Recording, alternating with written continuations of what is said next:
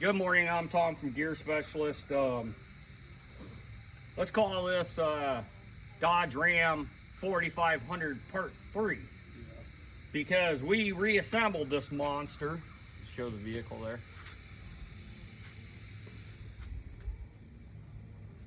Okay. We completely reassembled it. It's got all brand new everything in it. Drive it away, makes noise. Sounds similar to a pinion noise because if I didn't know better, I'd say you have a pinion problem. Well, anyway, so here we are. We're back tore apart. So here's the scenario. So you did this guy's rear end. You did everything the way it's supposed to. Preload set, side lash set, everything's set, and you drive down the road, it makes noise. So what are we gonna do? Okay, let's check it out. Let's decide what to do. So what we're gonna do here. We've already removed our carrier, and as you can see, I mean, it's kind of messed up now, but you can see all this yellow on it. That's because we painted the gears because we wanted to make sure that we didn't have an issue there. So let's just start from the beginning. We double checked our side lash. This is before we took any bolts loose on this assembly. Double checked our side lash. It was it's a little on the tight side, I'm going to tell you. And maybe that could be part of my problem because, 8 to 12 is where this differential should be on your side lash. And mine was barely an 8. 7 3/4, let's call it. And it was definitely I was trying to keep it on the tight side for the guy because, he don't want that clunking when you put it in gear. So I want to keep it on the tight side.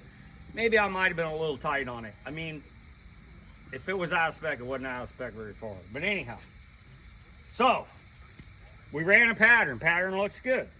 We checked the side lash. A little tight on it. Not too bad though.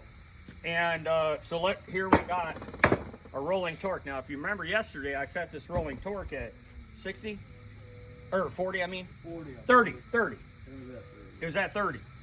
Anyway, well, we don't want 30 now.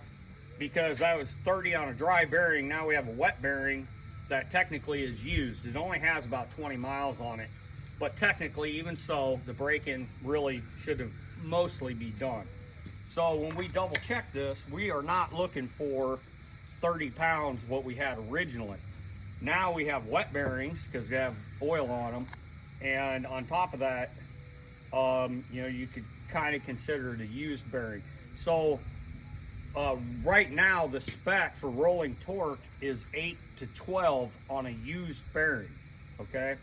So when I check this, it takes a second to get, takes a little pressure to get it going, but once it's going, right there, I'm at exactly 12 pounds. So, rolling torque is on the money. So we know we don't have a problem. I shouldn't say that. We don't believe we have a problem here. That's not to say that you couldn't have got a bad bearing. But when I roll this, it's smooth. Everything rolls good. There's no issue there. So, back down over here. This is what we think the problem is. Can you get pretty close? If you can see these gears right here, we had rust on them. See it right here? See all that pitting right there? Right there. And if I run my hand across it, it was smooth when I polished it. It's not smooth anymore. I can feel that roughness in it. And right here, and right here, and right here, and right. Well, look at this one right here. Can you zoom on this section right here? See how bad it is? Okay.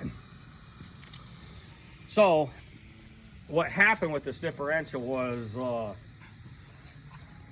the guy bought the truck. He'd been sitting, only has 68,000 miles on it. It's 2013. About half of our ring gear was out of the oil and it rusted.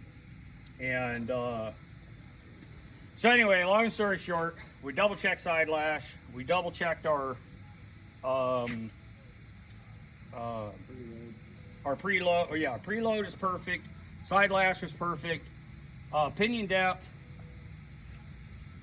is fine, But the problem with the pinion depth is that we're running on this. One more time back down here.